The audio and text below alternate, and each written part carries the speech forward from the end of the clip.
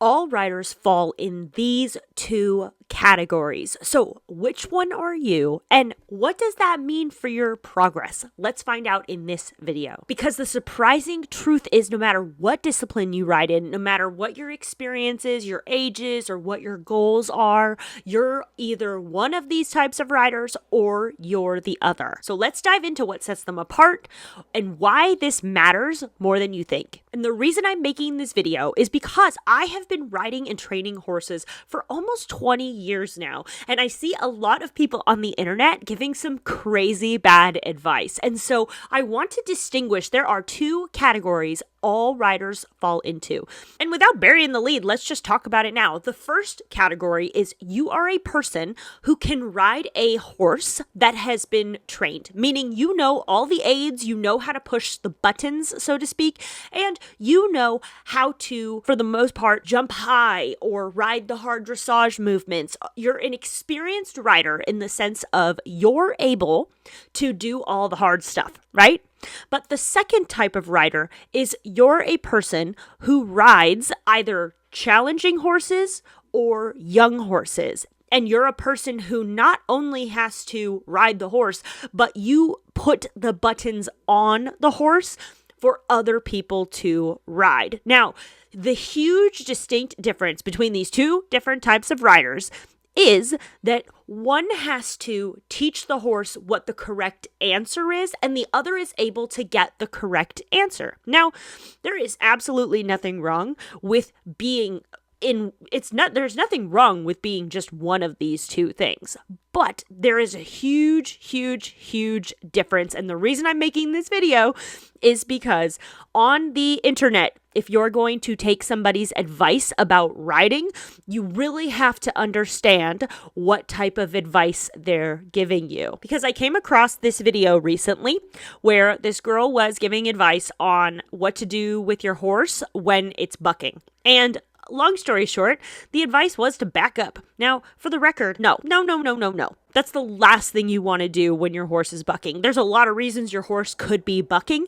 However, one commonality between all of it is they're not listening to your leg. So backing up, by definition, is another aid where they can avoid your leg pushing them forward. So at the very end of the day, when they're bucking, you want to push them forward. Again, there's a lot of reasons why a horse could be bucking, whether it's playful or naughty, and the reaction could be different based on the horse and the rider. But all in all, backing up is never the answer. And it made me realize something when I was watching this video, that the huge distinction between these two different types of riders is that person has jumped 1.25 meters, meaning that person has jumped fences that are over 4 feet. But that does not mean that that person knows how to train a horse out of a behavior into another behavior, because it's an entirely different set of skills. So if you're going to tell somebody, I know what I'm talking about because I have jumped high, or I've done all the hard dressage movements, I've blah, blah, blah, blah, blah.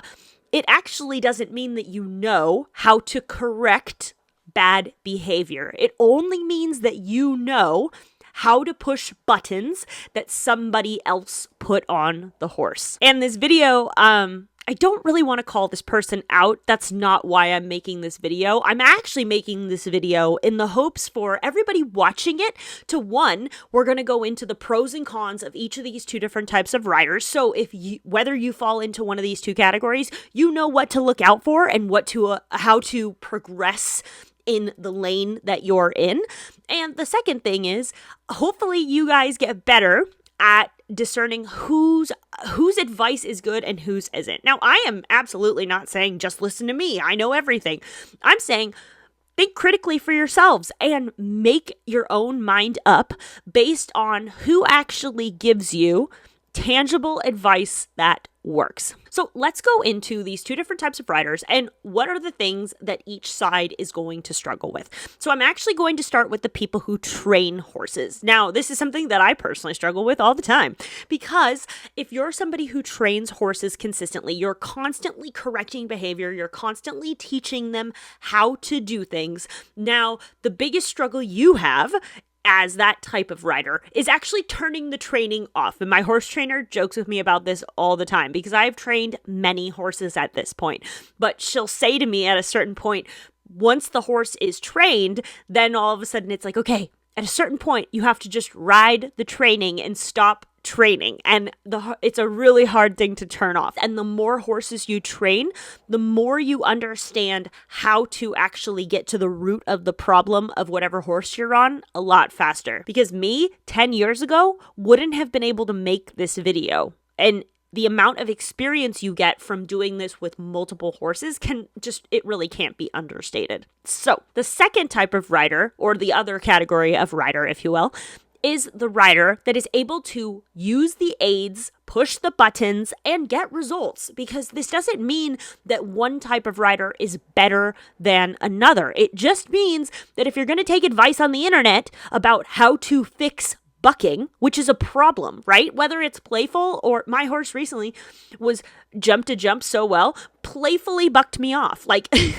whether you're going to deal with a bad behavior, either from a malicious or a playful standpoint, that means that it's not about just pushing the buttons at that point. It's actually about you knowing what's happening and why it's happening. So this second type of rider who's able to push buttons and who is able to have success means that you're able to impart wisdom about what you're good at, right? Like if you can jump 4 feet, that is still something that not a lot of people can do. However, you can't give advice on what happens when a horse, all of a sudden becomes afraid of jumping because you've never ridden a horse that was afraid of jumping. Clearly, if you're jumping 4 feet, then you're riding a horse that's not afraid of jumping. But if you're having a problem with your horse stopping at fences, then you're going to have to ask a person who's already experienced having to deal with that. Again, this is the same person.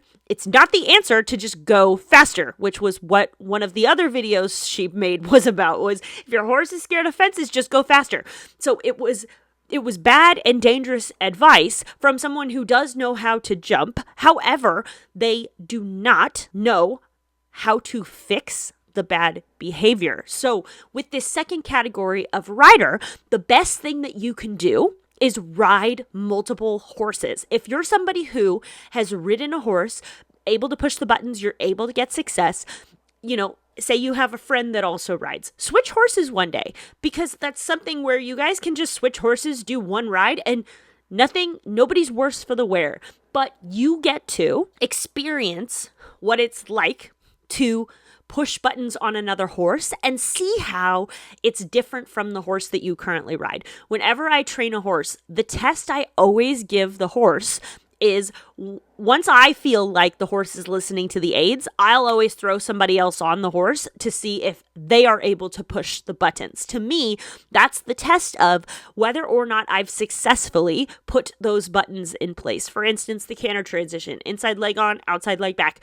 Now, when you're training a horse from the ground up, like from a baby, they don't even know what a halter is, let alone the steps it takes to get to even broaching the subject about a canter transition. So once I got to a point where consistently it felt like doing a canter aid didn't mean immediate death, then I put my friend on to see if she was able to get the canter from the proper aids.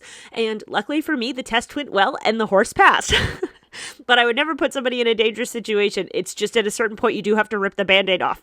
So, and long story short, I had surgery. So I needed somebody to ride the horse for me. I am off topic. The point though is if you're rider A, where you're somebody who has been successful in the sport, whatever your discipline is, then you're somebody who's able to push the buttons and have success. And yes, you have tons of value that you can give people that does not include advice about what person B does, which is correcting bad behavior. Because the only way to be good at that and actually have knowledge of that fact is if you have trained multiple horses, not only multiple horses, but bad behaved horses, and you're fluent in the language of what misbehavior means. Because the problem with people who are able to just ride one horse successfully, it's actually not a problem. It's just the fact that they know how to correct bad behavior on that horse.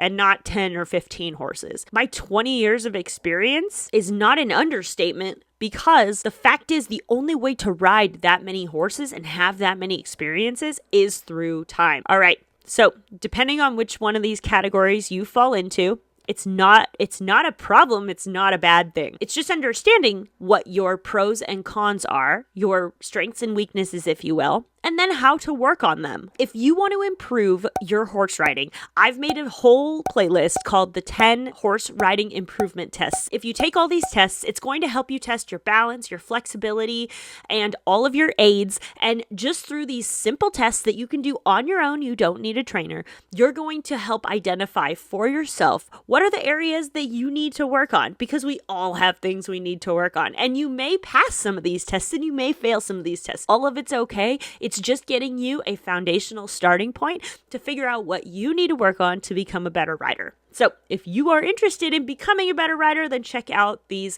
10 horse riding improvement tests, and that's going to be linked about here.